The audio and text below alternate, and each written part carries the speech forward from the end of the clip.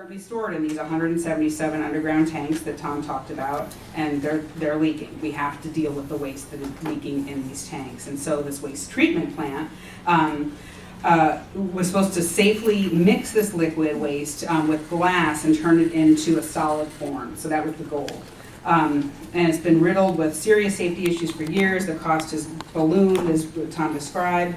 Walt was terminated from the project by contractor Bechtel and URS after raising safety concerns about issues that would impact the overall safety and operation of the plant. But he wasn't fully fired. He was just sent to a windowless basement, literally to do nothing, sitting next to a copy machine. And this was a clear message to both Walt and to other workers about what might happen if you speak out about safety problems. His case against Bechtel and URS is embroiled in state and federal lawsuits, but his whistleblowing, along with advocacy support from Hanford Challenge, has prompted agency investigations validating all of Walt's concerns, finding a broken safety culture at the waste treatment plant, generated enormous national and, of course, regional media attention, encouraged additional very high-level workers at the waste treatment plant to come out additionally as whistleblowers exposing other safety problems. And it's all led to the complete stoppage of work at the waste treatment plant until the safety concerns are addressed. So with that, ladies and gentlemen, this is Dr. Walt Tamosaitis.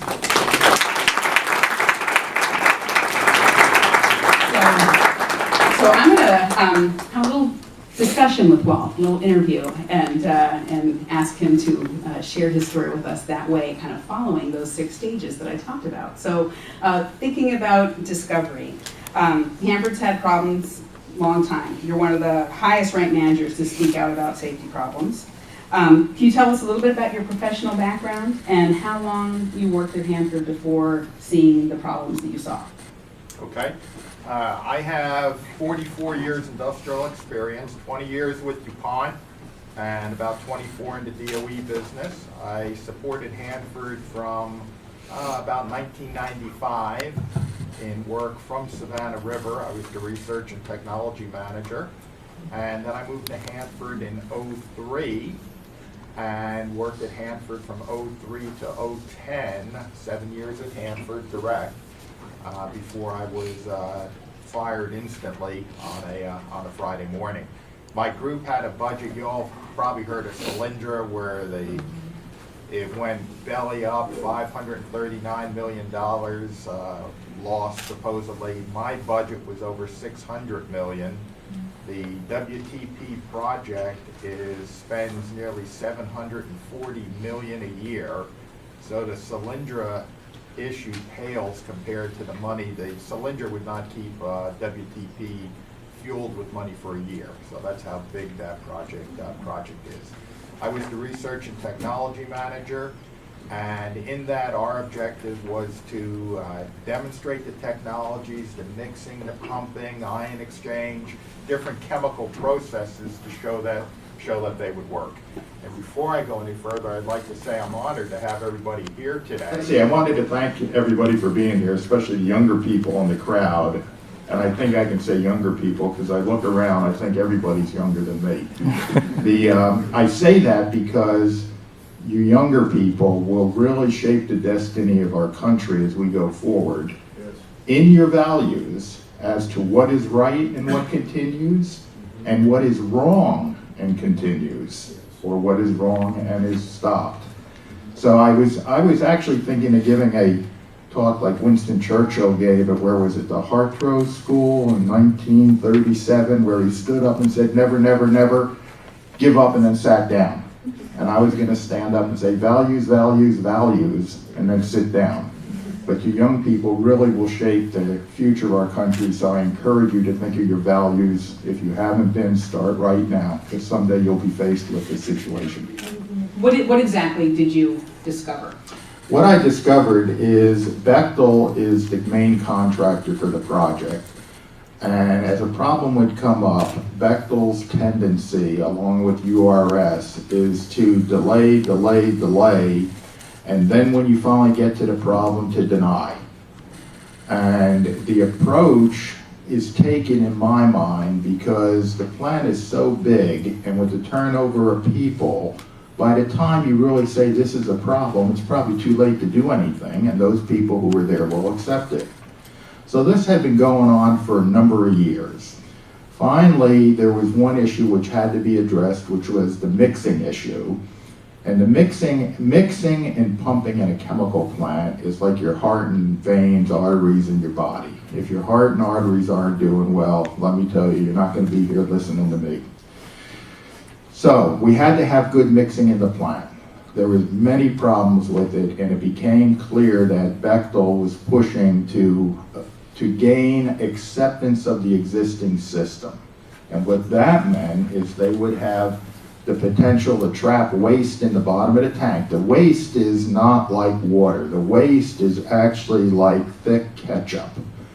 Think of a Dairy Queen blizzard, and when you have water and gamma radiation, you have hydrogen and oxygen being generated. And the waste is actually like a Dairy Queen blizzard, thick like that. And if you take the straw and go down into it, what happens with the air bubble? It stays down in the waste, in the Dairy Queen. Now, if you build up enough bubbles, eventually that bubble goes bloop, like in a water cooler, comes up, and now you have a hydrogen atmosphere at the top of your tank, which is above 4%, which can be as explosive. In the safety world, in the chemical industry, you have to assume that you'll have an explosion if you're above 4%. You just have to, because you could have any number of spark sources, static electricity, discharge of equipment, a piece of pipe break, whatever it might be. So the safety problems that could result, one is a hydrogen explosion from the hydrogen being trapped in the waste and then released if you don't have good mixing. And the other is more insidious. The mixing, does everybody know how a turkey baster works? Where up, down, up, down, up, down. Okay, well, it's like sieving gold in the tank. As the turkey basters work, pushing the waste up and mixing it, they're actually sucking up 4 times longer than they're pushing down. So if you mix something and you have different particles in there, heavier and lighter particles, guess what? The heavier particles are going to settle quicker. And then you mix again and the lighter ones go up, the heavier ones settle again, and before long you have a forced separation and you have plutonium building up on the bottom of the tank, which can lead to a criticality. Now, a criticality is like you saw in the picture here of the atomic bomb. It's an uncontrolled nuclear reaction, and that's a bad day when you have one of those in a nuclear chemical plant.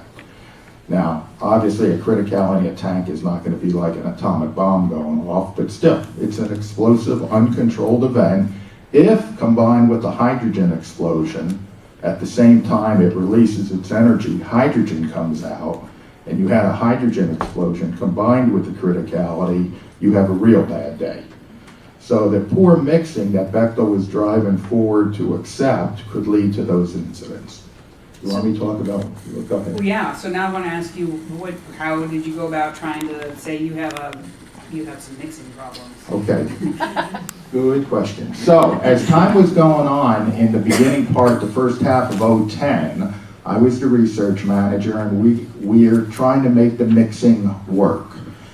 And could see that there were problems and major system problems where major system changes had to be made. And I won't go into engineering details, but the air supply, the pipeline diameters, it just wasn't going to mix. But Bechtel, meanwhile, was driving forward, trying to make it mix, trying to meet a milestone for the June 30th, for which they would get about $5 million if they could declare the mixing issue closed. So they were driving for the $5 million. And I kept raising issues, and as Dana pointed out, as we got into the April period, I began to see that I was being ostracized by the management.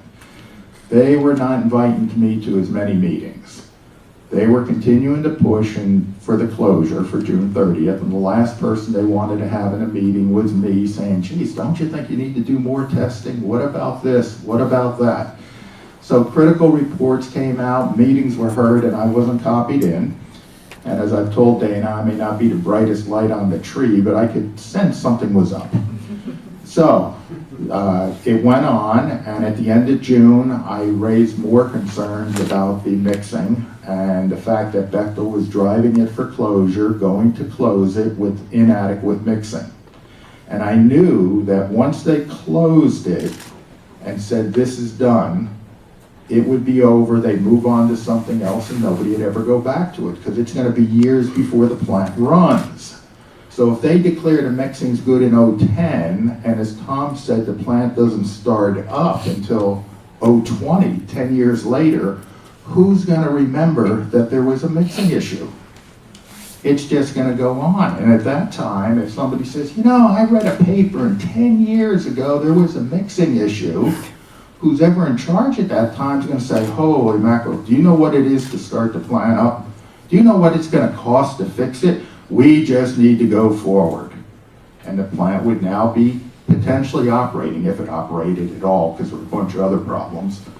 But they'd be operating with the potential for those problems. So at the end of June, I was raising concerns. I went into work on a Friday morning and was told very quickly. I sat down in a meeting that was supposed to be a personnel meeting, and the manager looked across the desk from me, like this here, and said, good morning, Walt. Give me your badge, your BlackBerry, your phone. You're fired from the project. And I said, huh, what? You know, I didn't come in for this. This is a joke. What's going on? Nope, give me your BlackBerry, your phone, all your equipment.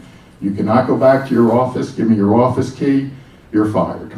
So I said, well, who did this? Who? Why? And they said, well, Bechtel Management, Frank Russo wants you off the project. And after a few more words of why, and I got don't know, I left. I asked if I could go see a person, because I had owed them some money for babysitting my Scotty dog. And they told me, no, you can't go see anybody. We're going to escort you out through a kind of a non-populated route. So they escorted me out through a non-populated route, and I'll tell you again, when I got to the front door, and it's a key access door, you got a buzz to get in and out and badge and all that, and I stepped through that door, I can still remember the door shutting behind me, click, and standing there in the parking lot saying, what the hell just happened? Where am I? You feel like a person without a country. You know, they want you off the premises, off the geography, out of the area, don't talk to nobody, can't go back to your office. You say, holy mackerel, that was probably the loneliest feeling I ever had in my life, standing there. Why were you so surprised? Well, I was surprised because first, obviously, I didn't think they would do that. I didn't think at all, being that PhD, 44 years, great reputation, which I found out to learn later, which really, I'll come back to that, but a great reputation, had done many things in the project. One Bechtel manager had said back in '06, Walt, if there was any one person who has really saved this project and done the most for it up to now, from '01 to '05, it's you. And I mean, so there were many accomplishments. So the last thing in my mind was they're going to fire me for raising a technical issue and saying that the solution's no good. Never occurred to me. So that, never.